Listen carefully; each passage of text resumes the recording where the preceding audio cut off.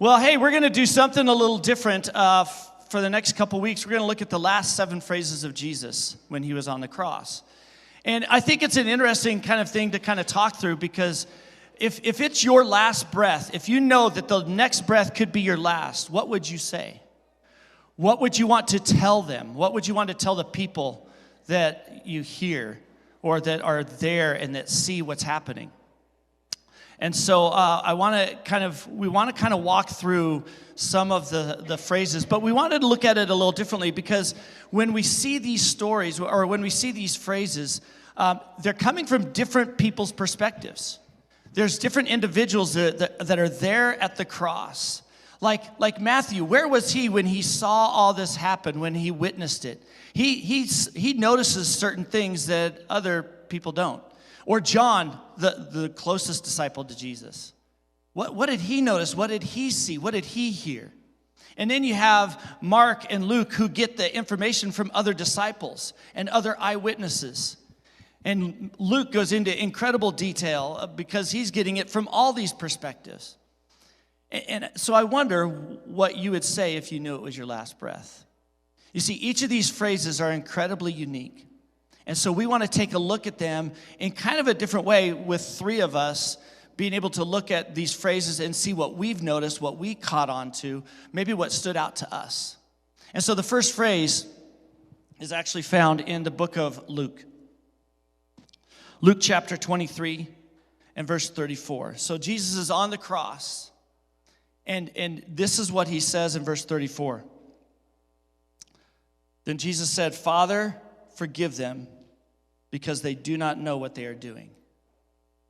I want you to think about that for a second. Forgive them. They know what they're doing. They knew exactly what they were doing, right? And yet, here's Jesus, and he says, forgive them. These are the people that have sneered at him, that have stared at him, that have smiled with every nail and every whip and every curse and every punch and every hit and every spit. They are cheering his death. They want him destroyed. And we were kind of talking about this, like what would it be like in that moment to see all this incredible hatred just directed at you? And to say, forgive them. We all have had moments where we have experienced what we feel like is hell on earth because of what somebody does to us.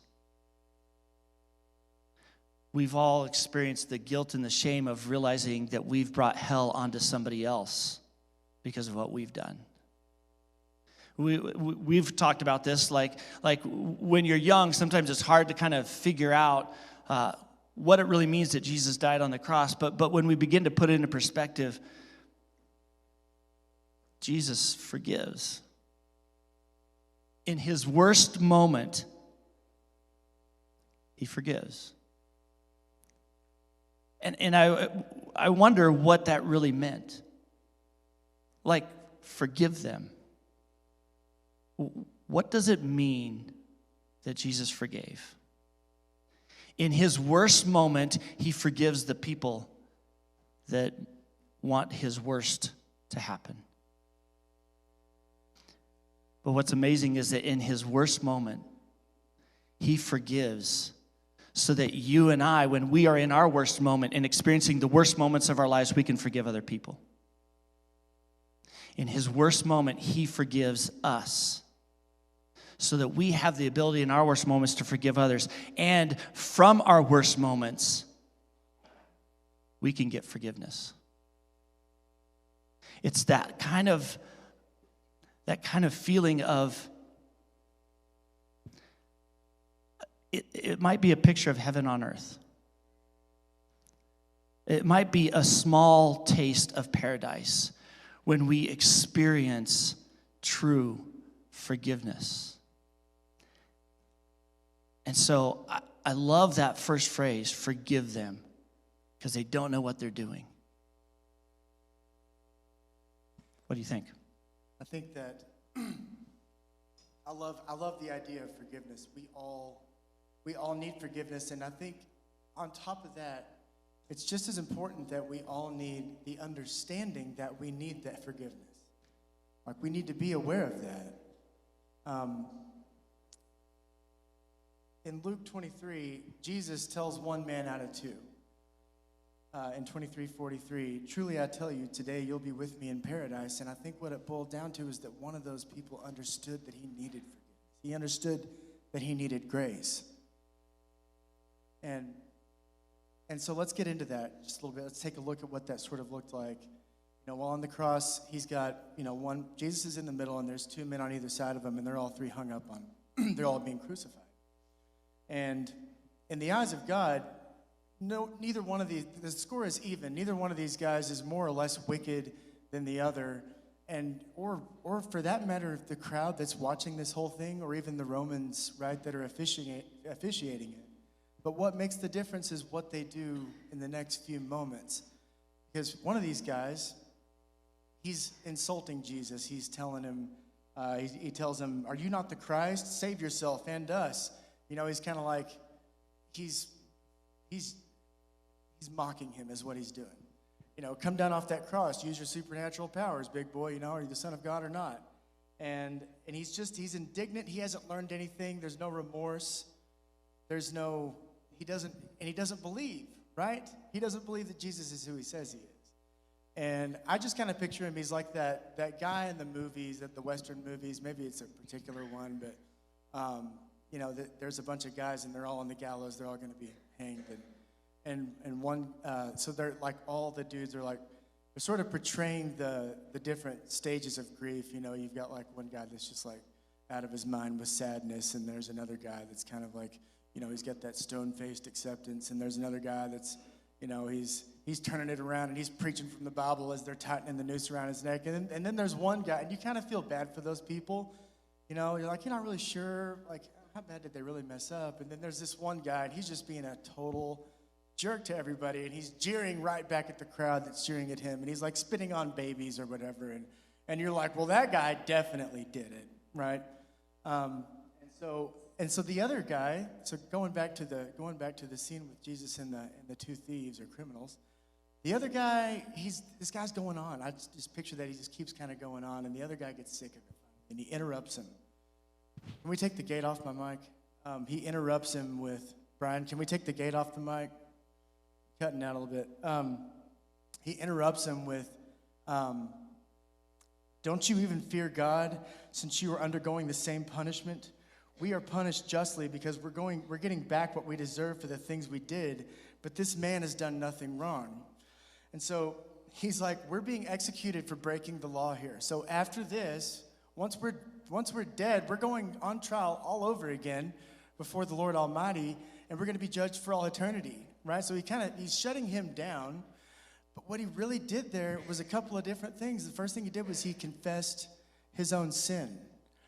And I think that, I don't think that he was trying to hack the situation in any way. I think he was just speaking from his heart.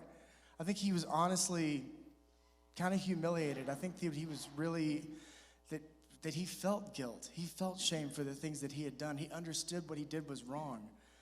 And the next thing he did was he glorified God by saying, this man has done nothing wrong. Now, we say that all the time. We say it to our parents. You hear people, we say it to the cops. Mom, I didn't do anything wrong. Officer, I didn't do anything wrong. And then you got the lawyer that's like, Your Honor, this man did nothing wrong. He's innocent, And every time we say that, it's never true, is it? Think about that. It's never been true. This is like the one time, The only person that you can say that about is Jesus, and that's what he's doing. He's recognizing who Jesus is. And that's worship. When you glorify God like that, that's what worship is. And so then he comes around and he straight up looks at Jesus and says, Lord Jesus, remember me when you come into your kingdom. And I think that is a further admission. He knows where Jesus is going. He knows that Jesus has got a kingdom on the other side of this thing. And he wants to go there. So he is asking for salvation, y'all. And Jesus looks at him and says, truly, I tell you, today you'll be with me in paradise. And I just picture the guy who's up on the cross in pain, and he's in agony, and he's feeling the guilt, he's feeling the shame of sin. And I picture him transforming in that instant, like visually transforming. Like you just see all the pain and the fear and the guilt just lifting off of this dude like a flock of birds and revealing like a new creation. In spite of his circumstances, this was the luckiest man there. But it really had nothing to do with luck. It had to do with grace through his faith. And I love to think about, too, the way that impacted, John and Mary. They're right down there. They're at the foot of the cross. Mary, Jesus' mom, not Mary Magdalene. And we're going to talk about them here a little bit later. But they, when Jesus said, "Truly I tell you," that was like Jesus' catchphrase. He said it seemed like he said it in every sermon. I didn't look at all of them to make sure of it. Like that was the thing he would like invariably say, and it was Jesus speak for pay attention because this next part's going to be important. Right? And so they're queued up. They heard him say the magic word, and it's like, that brought up like just nostalgia and the memories of the good old days. Like, he's preaching in the street, he's doing miracles, he's healing people, and then he uses all those things as teachable moments. And he's preaching about the kingdom, and he's preaching about the new covenant. And so when you've heard that over and over again, you're John, you're going, okay, this may be the last time he ever says it. I wonder if this one's any more significant. And I think it was. I think it was way more significant because he says, "Truly I tell you," in other words, pay attention because this next part is important. And that next part, Jesus redeems that man. He saves him. And that was the one time that he said that to anybody, that you are going to heaven. This guy is going to heaven. Ding, ding, ding, ding, ding. If you didn't hear anything else that I preached or taught over these years, everybody who's here today can learn the most valuable lesson of all. Do what this guy did. Become like this man, and you will be with me in paradise. So how do we become like that man? We have to understand that we need forgiveness. We have to understand that we're not that great, that we're wicked, and that Jesus is not, that God is good, and that he loves us, and that he wants to save us. And you understand those things, and you worship him, and you ask for salvation. And it's like, okay, well, it's easy for this guy. He's got 3 hours left on the earth. Like, I'm pretty sure I could keep it together for that long, right? But, Lord willing, I'm hoping everybody in here has got years to go. And so it's not about leading that perfect life, though. God sent Jesus to do that. He sent Jesus to lead the perfect life. He was the only one he could, and that was the whole point. It's not your job to lead a perfect life. It's to understand that because you can't, you need grace. And if you understand that every day, and you repent every day, and you ask Jesus to save you every day, you are becoming like that man every day, and there will be a spot for you in paradise. No, that's good. And I think this happened to me yesterday. My wife said, when people pass away, like, those moments before they pass away, and they're like, okay, now I want to accept Jesus. It's kind of like the same situation, and right before this guy's about to pass away, he's dying on the cross next to Jesus. It's one of those things of, like, she was like, so why don't we all just do whatever we want and then just wait till the last day? Like, didn't it just work the same? I said, I think it's about the heart. God, he knows your heart. He knows. I mean, like a lot of us, I hate calling you guys out, but we come to church, we do that, we do this thing, we call it, we say, man, I'm a Christian, but then we act completely different somewhere else. We get on Facebook, we act totally different. Well, because, you don't have to confront them face to face, right? It's one of those things of it's like God knows your heart. Like, that convicts me right off the bat. Like, man, he knows if I truly follow him or not. He knows. And that's something that, going into my verse, is Mark 15:34. But in the beginning of time, and I talked about this a little bit yesterday at the 5th and 6th grade thing, I said, man, in the very, very beginning, there was a time where we were in constant communion with God. Like Adam and Eve, God creates Adam and Eve. When he creates them, it's like he has that relationship. A relationship that is so deep that he could walk in the garden and he would run to them. They'd run to each other in open arms. They had that communion. That was there. Every day, that was there. And then obviously, Adam and Eve, God told him, he said, hey, don't eat from the fruit of that tree of knowledge of good and evil. Don't do it. He tried to protect them. He tried to tell them, hey, don't do this. It's going to lead to your death.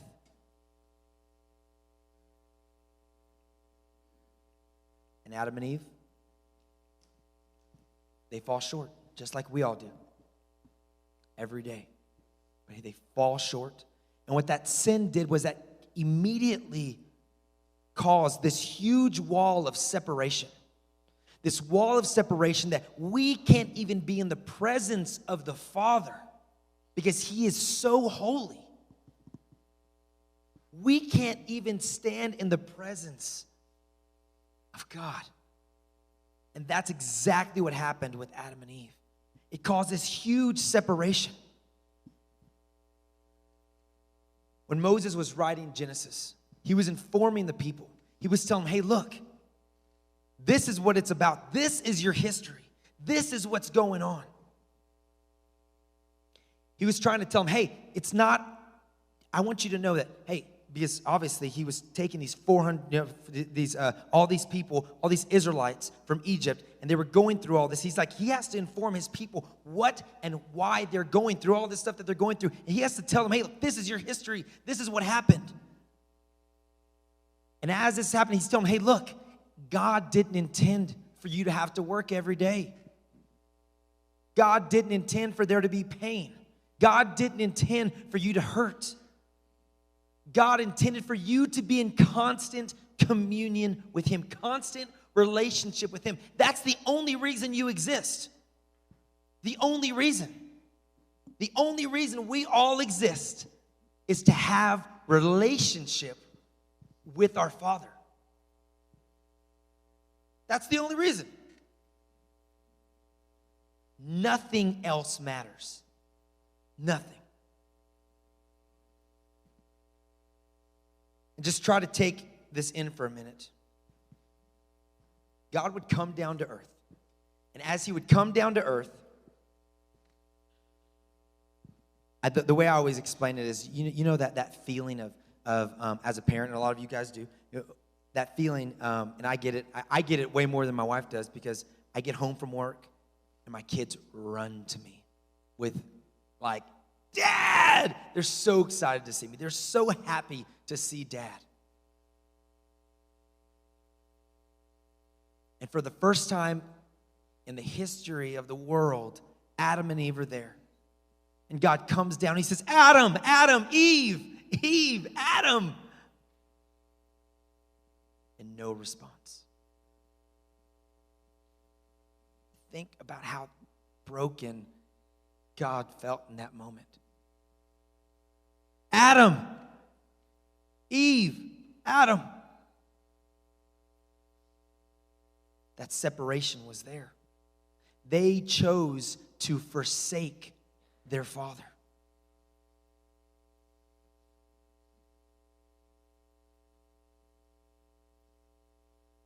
And we do it every day. We choose to forsake God every day. You see, whenever I got married, I would, for example, I'd leave my towel on the floor in the restroom. How many guys do it, right? Guys, yeah, you leave your jet. You'd leave your towel on the floor, and my wife would say, "Why can't? There's a hook. There's a hook right there. Why can't you just pick up your towel and put it on the hook?" Or, hey, you leave your dirty underwear on the floor, and then somebody else has to go pick them up. You know what I'm saying? And it's one of those things of man, my wife would say, "Dwayne, just pick it up and put it in the dirty clothes. It's not even that far." And I'd look at her and I'd say, "Wife, let me get you to understand one thing, okay?" I said, "You are trying to break 30 years of habit in my life. That's what you're trying to do. You're trying to break this 30-year-old habit. My towel goes on the floor. That's where it goes." And she's like, "No, because then I have to pick it up, right?" 30 years of habit, wife, that's what you're trying to break. I can't get away with that anymore. We've been married almost 6 years now, so I can't use that anymore. Because now she says, "Hey, well, 5 years, Dwayne, 5 years, it's out of habit now, right?" But that's exactly what we're trying to do. We are in, however old you are, 36 now, 36 years of habit of forsaking our Father. It's a habit. It's in us. It just happens. It does. And we keep falling into the forsaking of our Father. And Jesus is like, no.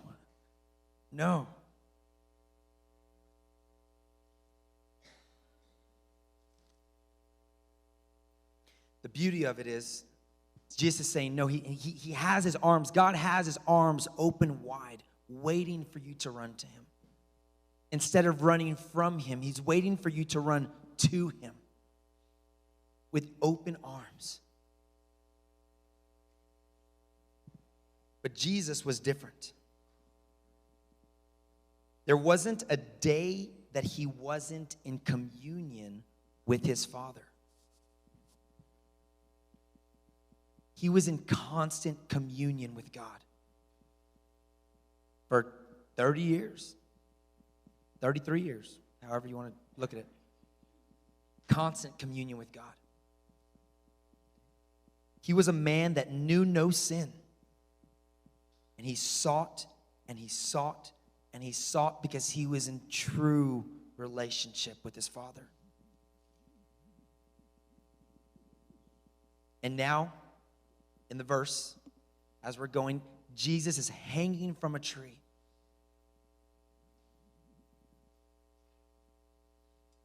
And for the first time in the life of the Son of God, he looks up to his Creator and felt the horror of sin so deeply in his dying breath and in the loudest voice that he could muster up. I mean, think about this. Just think about it. He's dying on the cross, looking at his Father.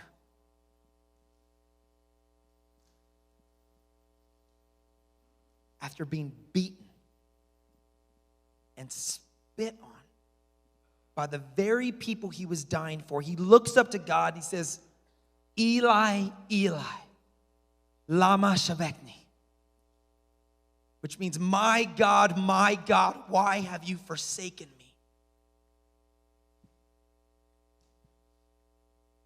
Jesus took on the sins of the world.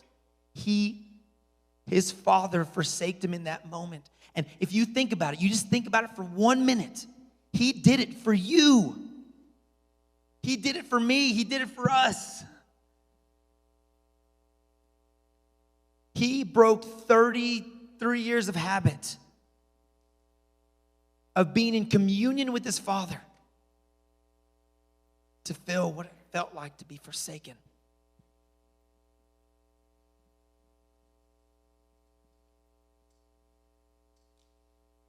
All Jesus wanted was to be in communion with his Father, to feel that embrace. And the crazy thing is that Jesus knew that this would happen. He knew.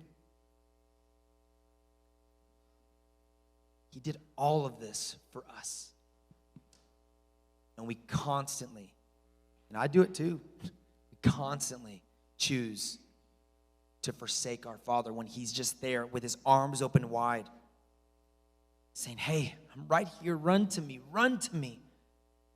Feel my embrace.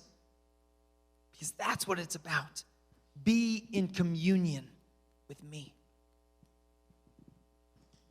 Yeah, and you kind of touched on a few things that I think is kind of interesting. As we get to the last one, we see in John chapter 19, verse 26, the fourth phrase that Jesus says is, woman, here is your son. In some of your versions, it might say the word, behold your son. And I love that phrasing because as you're kind of talking through that forsakenness and that feeling of being disconnected from God for the first time that Jesus is experiencing, and you're kind of talking about this whole idea of paradise and this need for forgiveness, but not knowing what that looks like, but just wanting to be with Jesus. I think we kind of miss some things in the phrasing of what Jesus says, because in this moment, he's looking down at John and Mary. And imagine being Mary for a moment. Imagine being a mom. And here's this, your son that you were given responsibility by God to take care of. So every time when he was little and kids picked on him, you could run and hold him in your arms and you could make it okay. I'm sure Jesus, when he was little, learning how to walk, he fell down a few times and scraped a knee. And mom was there to make it feel better. I'm imagining as Mary is sitting there or standing there watching her son die. She just wants to hold him. She just wants to wrap her arms around him and make the pain go away, and she can't. And there's his best friend, John. If you've ever had a best friend who shows up in the moment when you need it the most, us guys, we don't like to hug. But when our friend's going through something, we'll hug them. And here's these two people. And as Jesus is breathing these last breaths, and as he's saying these different things, sometimes he's saying something that is fulfilling prophecy. Sometimes he's speaking from the heart. And it's one of these moments, the moment that he talked with the one thief, it's directly to him, but it's not. Right. Yeah. And in this moment, or even in your moment, it's directly to God, his Father, but it's not. It's for all of us. And in this moment, he's looking at these two people, and he's speaking directly to them. But it's for all of us. He says, behold, your son. I can't do this anymore. I can't be there, Mary. I can't hug you. I know you're going through pain. I can imagine it. I'm on the cross. But I can't hold you. And so my friend John is right there. Let him hold you. And John, I care about you. But there's going to be moments when you're going to need to be held.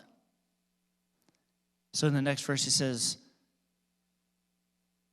behold your mother.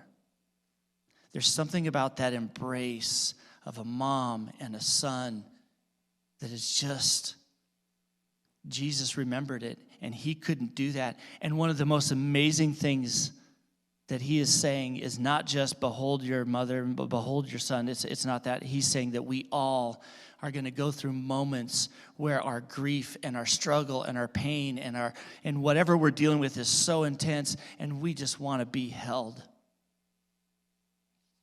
And so the beauty and the gloriousness of the church is that we can come together and experience that together. You see, the last 7 phrases of Jesus carry deep meaning, and each of us kind of given some perspective and some thought into it. hopefully has inspired us to think about the relationships we have. Maybe it's the relationships that we need. Maybe it's somebody that you know that just needs to be held. Maybe it's somebody who feels forsaken, like everyone's turned against them. Or maybe it's an individual who is in their the last few moments that they have experienced have been so awful, and yet they're just looking for some kind of salvation. They are experiencing hell on earth, and they just want to taste a glimpse of paradise. But it goes back to the very beginning, where Jesus looks at every single one of us, and on our behalf, he says, God, forgive them. Sometimes they just don't know what they're doing.